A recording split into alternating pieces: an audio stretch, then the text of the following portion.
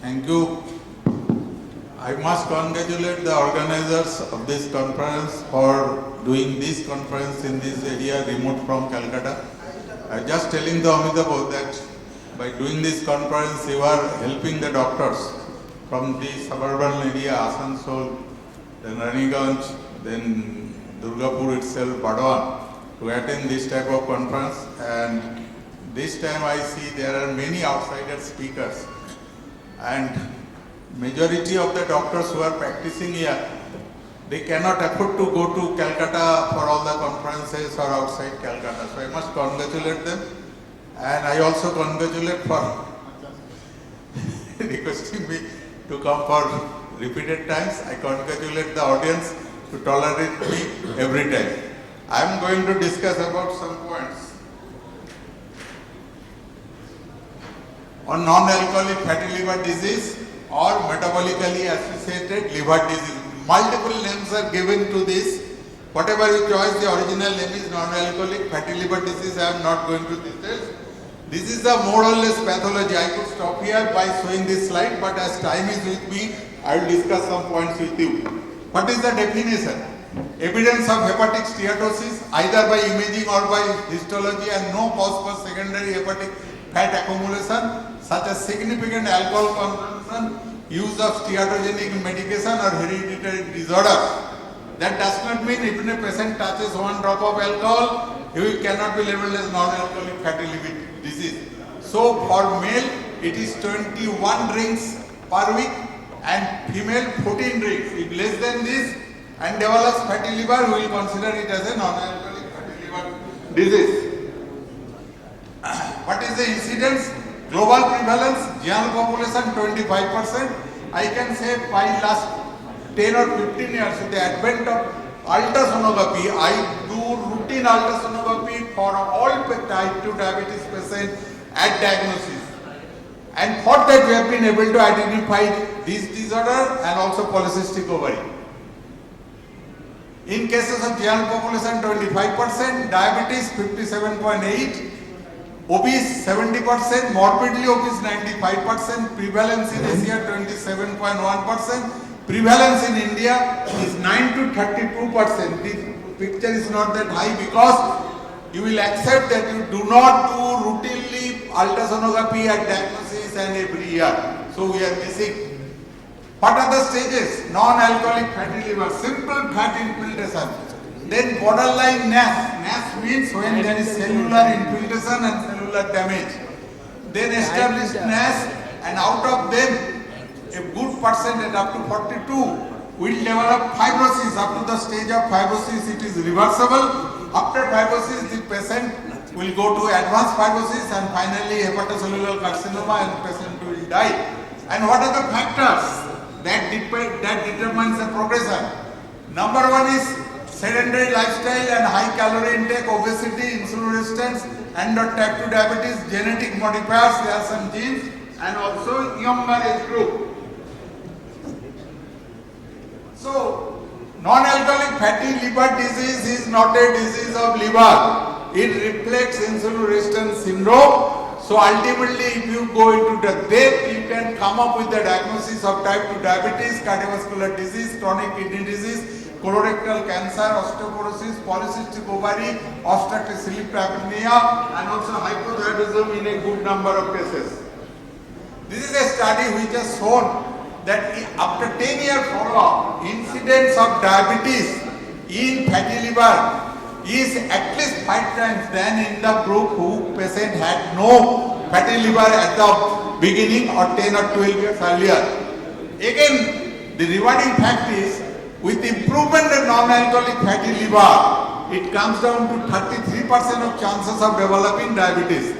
Type 2 diabetes, type 1 to some extent, develops fatty liver, and fatty liver reverse can develop diabetes also.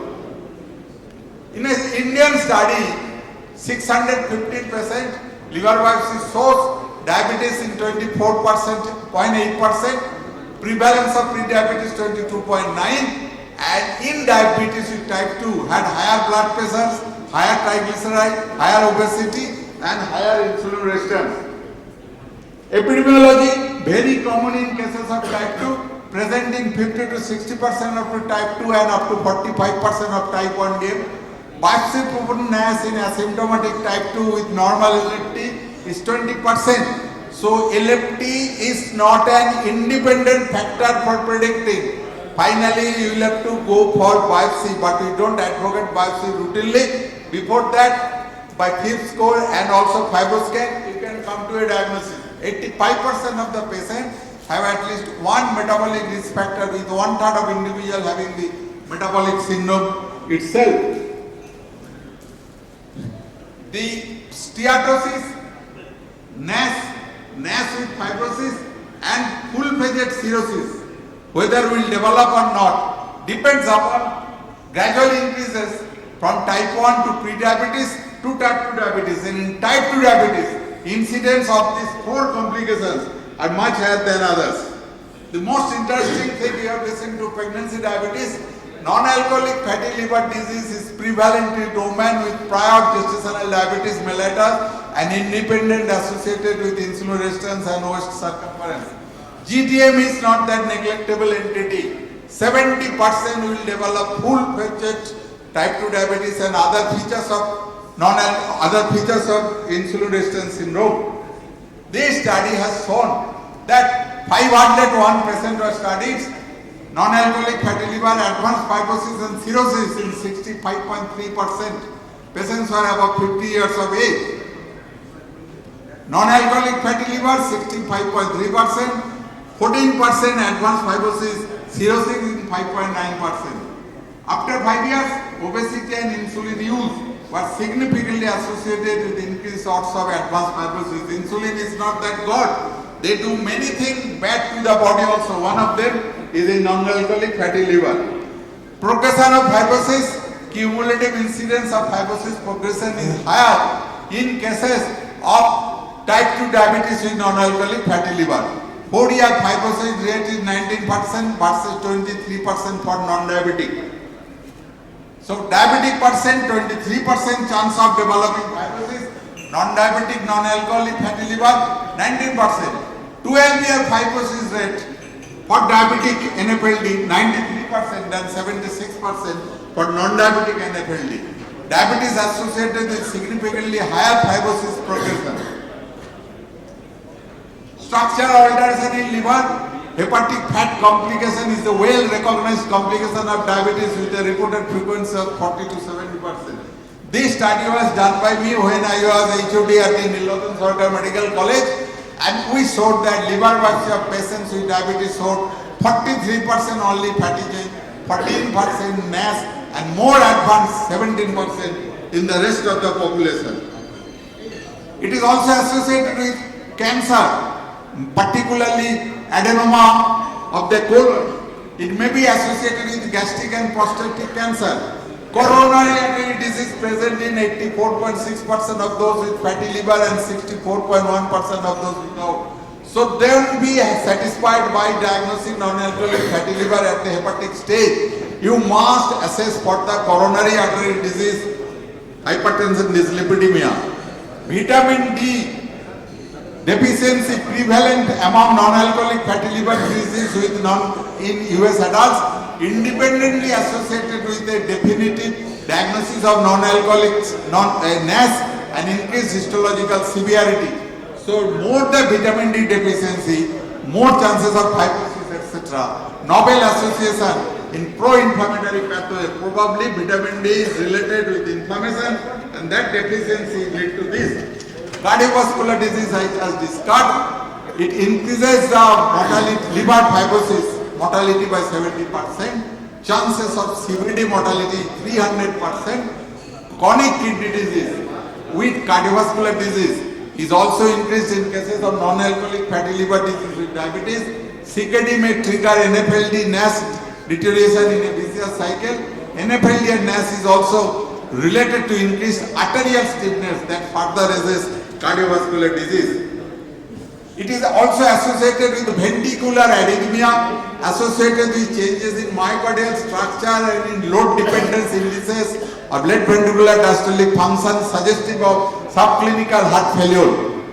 Patients with diabetes with ST segment myocardial infarction treated with PCI, NAFLD independently predicts impaired myocardial perfusion. You are doing stenting, patient has NAFLD, perfusion will not be that good.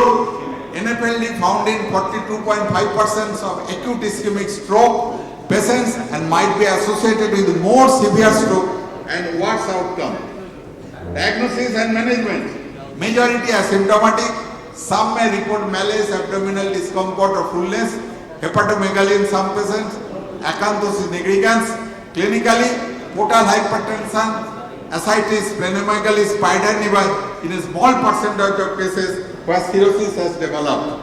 Briefly, obesity is seen in 67%, waist circumference higher 47%, increased fasting insulin 57%, preload hyperinsulinemia 27%, family history of diabetes 47%, hypertriglyceridemia, hyperuricemia, hypertension, low HDL, cardiovascular disease.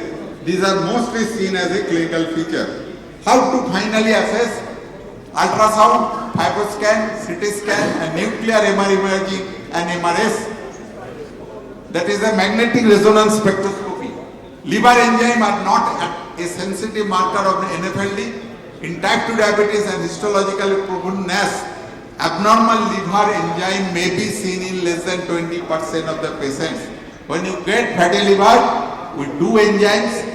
SGPT is more dependable, but more dependable is GGT, but it may be normal. So you suspect, you go for fibroscan. The most severe forms of liver disease can occur in patients with completely normal liver enzymes.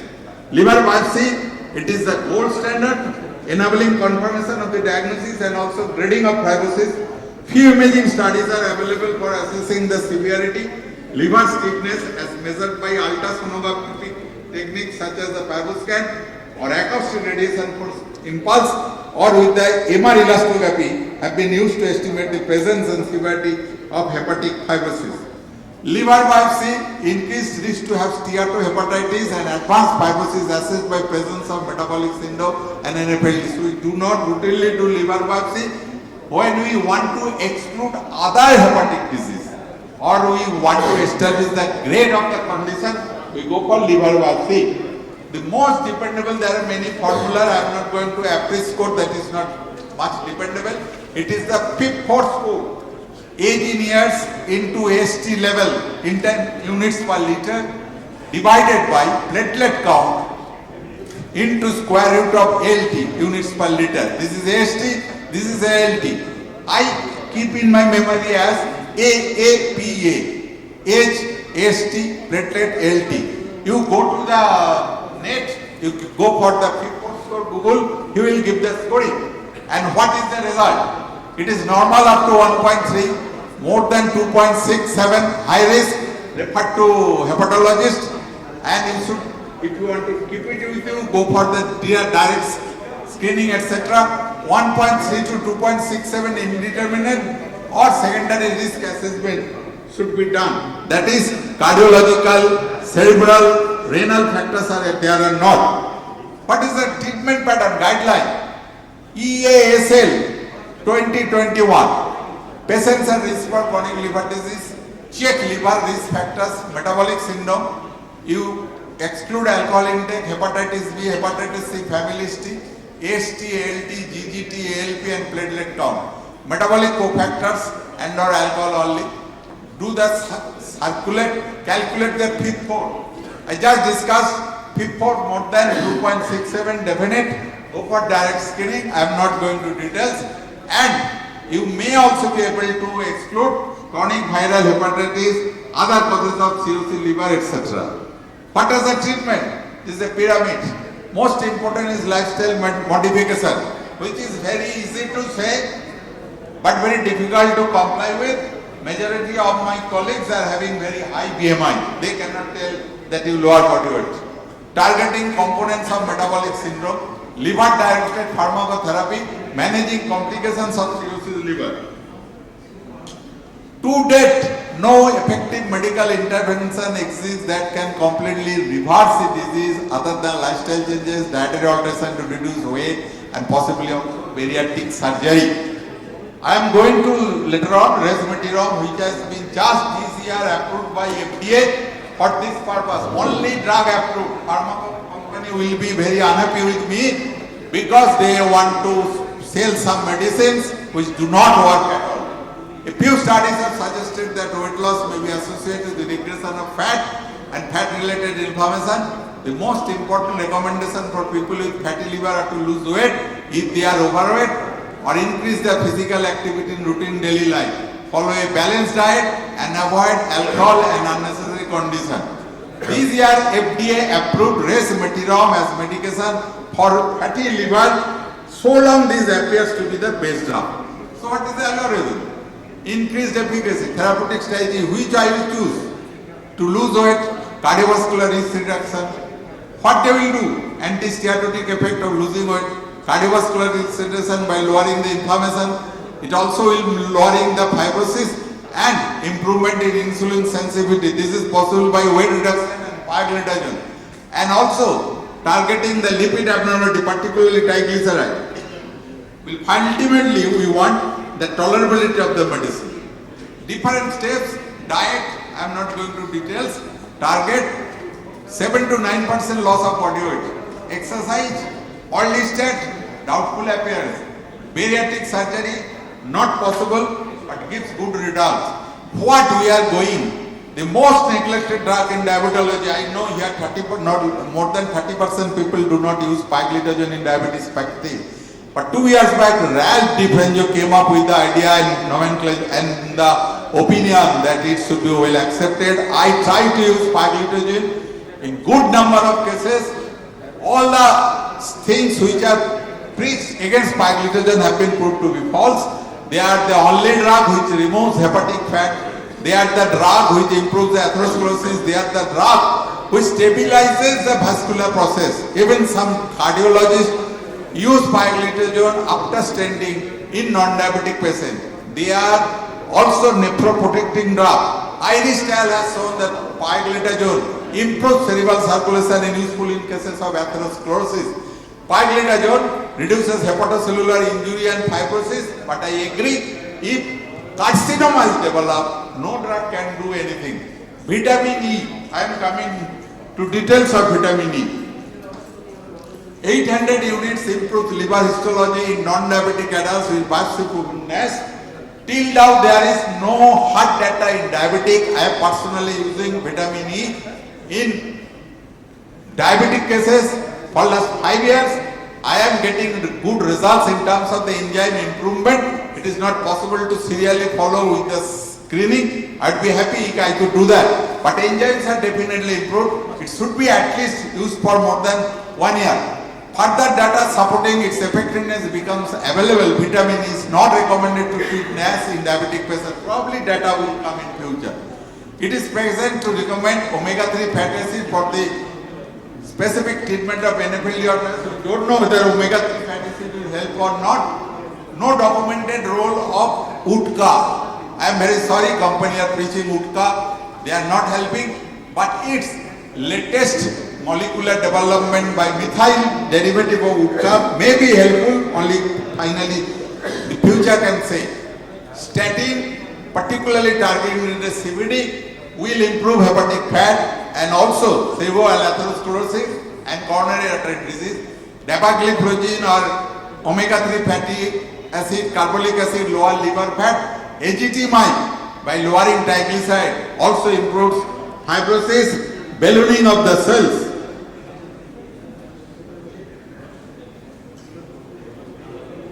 This is the E-LIP study just published in 2018. It has shown that empagliflozin lowers the hepatic fat up to 40%. 80% patients achieve normal liver fat content. These are also true with GLP-1 analogs. What about the Indian National Association for Study of the Liver guidance paper on nomenclature and treatment of NAFLD? They recommend saroglitazone. Saroglitazone lowers the triglyceride level, improve insulin resistance and others. It is not accepted by international authority. It is only accepted by Indian guideline. Semaglutide, one GLP-1 drug, are in the trial level, probably they improve. And finally, the plan which we should follow: glycemic control, glycemic load reduction, individualized A1C, preferred diabetic pharmacotherapy. It should start with NAFLD with diabetes, must have pioglitazone and GLP-1 analogs, metformin, sulfonylurea and acarbose, insulin have been tried, but they are not the drug for treating NAFLD. One practical thing which is very prominent in our part of the country, I know one person whose wife is very lean but having non-alcoholic fatty liver. So NAFLD is not the monopoly of the obese person. It can occur to lean persons also. How? It can also to lean person also. And finally, regular exercise is needed for them. Lanifibranor, I am not going to details, another drug under trial. And resmetirom, which I was just discussed, that is the drug approved by FDA. In our country, it is just imported. There is lowering up to the tune of a good amount with significant, by 80 milligram dose, significant reduction in the NAS and also improvement in the fibrosis with the resmetirom treatment. Common adverse events included diarrhea and nausea. If anyone is interested to know the price, one tablet costs only 3,000 rupees. So by 1 year it will cost 10 lakhs of rupees, but there are also rich people who spend a lot for alcohol so they can spend. Evidence of oral anti-diabetics: thiazolidine, pioglitazone reduces liver fat, raises plasma adenosine levels and also improves the cardiac and renal complications. This is another study, 51% randomized to pioglitazone achieved the primary outcome of at least 2 points. 51% had NAS and resolution. I am not going into details. Pioglitazone is a drug of choice, very cheap drug. The other drug, glyclazide, liraglutide and metformin has been tried. Out of them, liraglutide is of some definite. All the gliptins are helping to some extent for lowering the hepatic fat.